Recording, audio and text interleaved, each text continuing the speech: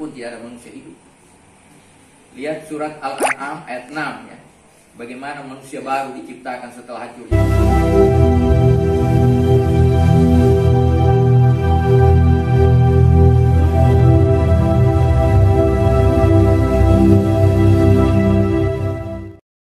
Da'wati al-haq hatta asbahat kalimatullahi al-ulya wa kalimatul ladzina kafaru yas-sufla. Amma ba'd. Bapak-bapak, saudara-saudara, ibu-ibu sekalian, jamaah Isya dan jamaah tarawih rahimahullah.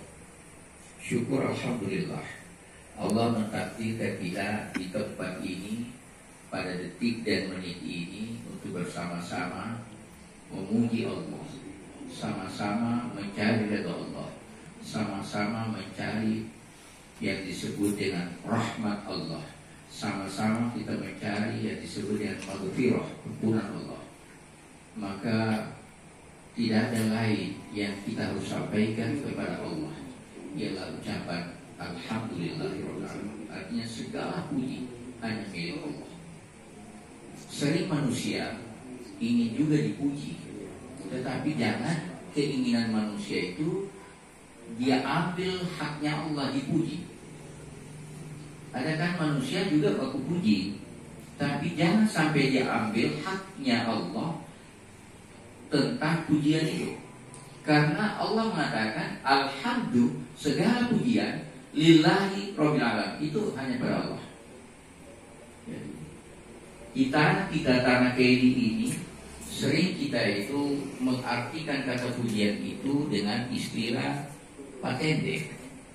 Patende ini dilahirkan oleh bahasa KD. Sebenarnya dari kata tande dengan tende ini memang sedikit berbeda. Kalau tande itu adalah dia betul-betul untuk memperkuat suatu bangunan, di tande dia harus jadi ada di tande. Sedangkan di tende itu dia diangkat, boleh diangkat dari samping, boleh diangkat dari atas. Tapi kalau di tande itu betul-betul ratande ya. Nah itu hebat, kukuh. Tapi kalau tende ini, apalagi sudah ada lagi kata mengawalinya pa menjadi patende, itu sudah negatif. Sehingga dalam hadis Nabi dikatakan orang di patende dan bapatende sama dosanya. Hati-hati. Jadi kita bapatende orang jangan sampai melebihi bapatende Allah. Kalau patende orang, karena patende atau pujian itu hanya milik Allah.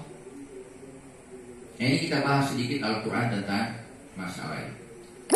Din sekalian rahimahullah, mengapa kita harus meyakini Al-Quran ini sebagai sumber ilmu pengetahuan, sebagai sumber hukum, dan sebagai sumber pedoman, dalil untuk mengerjakan semua persoalan? Karena kita hidup dari Allah, harus ada pedoman juga dari Allah. Masa Allah mau hidupkan kita, dia yang hidupkan, kemudian Allah suruh cari petunjuk lain dari orang lain untuk kita jadikan hidup? Pasti salah. Karena kita dihidupkan oleh Allah, maka petunjuk hidup kita harus dari Allah. Dan itulah Al-Quran Al-Karim.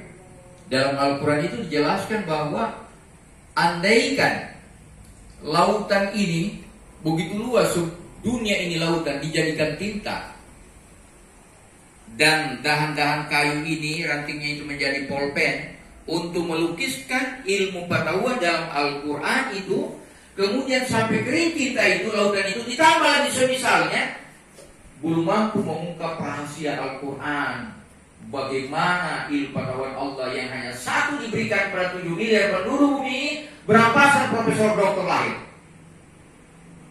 berebutan lahir doktor-doktor, tapi itu baru satu ilmu Allah. Bagaimana dengan ilmu Allah yang 99 Asmaul Husna di dalam nama itu? Kalau diberikan semua kepada kita, pasti kita ini menjadi penghuni neraka semua. Karena kita pasti menyombongkan diri dengan ilmu-ilmu itu. Kita lupa bahwa yang memberi ilmu adalah Allah. Satu saja Allah berikan kita sekarang, manusia sebanyak sombong di bumi. Sampai-sampai manusia tidak tahu lagi dirinya. Karena dia tidak tahu dirinya, dia pukul-pukul dadanya, dia suruh orang lain, tunjuk orang lain.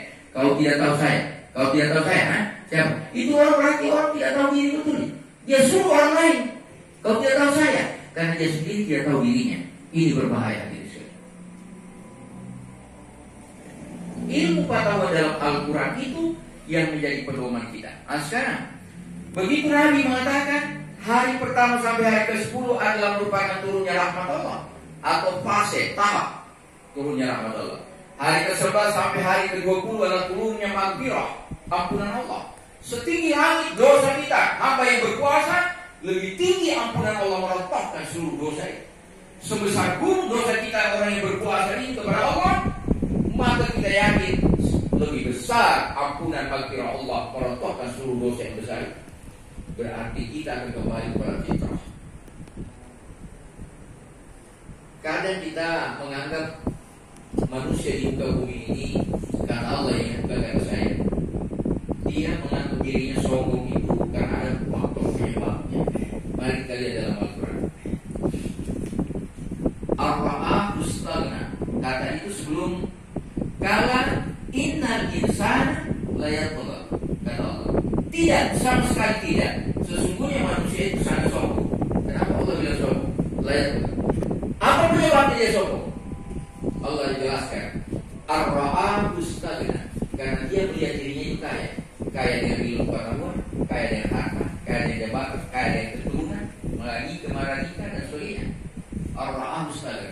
Inna ila rabbika ruj'a. Dia lupa bahwa 70 tahun, 50 tahun saya berikan, kembalikan dari sana menjadi orang yang hina.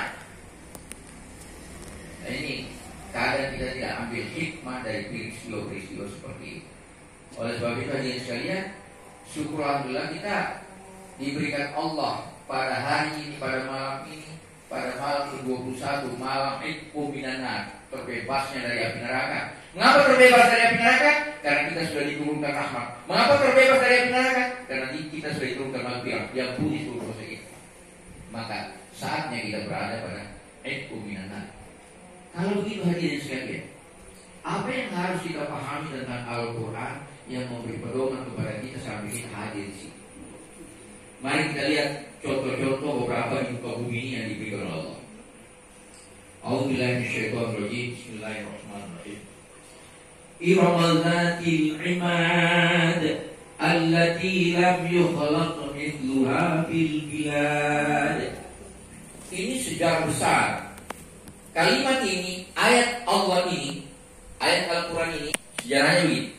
Begitu diundang umat Islam Indonesia juga diundang, maka Presiden Soeharto mensahkan satu-satunya utusan umat Islam Indonesia untuk mengadakan seminar sesuai topiknya. Seminar Kemujizatan Al-Quran tingkat internasional yang kelima di Uni Soviet itu, maka harus dikirim oleh adalah ahli antropologi, ahli kepurbakalaan, karena membahas tentang Al-Quran itu dari segi antropologi. Dikirimlah Dr. Umar Anggareji. Begitu datang di sana dia sebut ayat tadi itu. Oh rame orang Kristen, Hindu, Buddha itu seluruh dunia, agama-agama lain mengatakan ini umat Islam bohong sekali. Kami sudah cari apa? Irama dzatil imad, kota Iram yang termegah, allati lam yukhlaq mithluha fil bilad, yang belum pernah kami ciptakan satu kota seperti itu dalam sebuah negara. Bayangkan kota wisata yang paling hebat, kota Iram. Orang-orang itu dari mana itu kota? Kami sudah jelajahi bumi ini, timur dan barat, selatan, utara, tidak pernah kami temukan. Bagaimana mungkin Islam mengatakan seperti ini?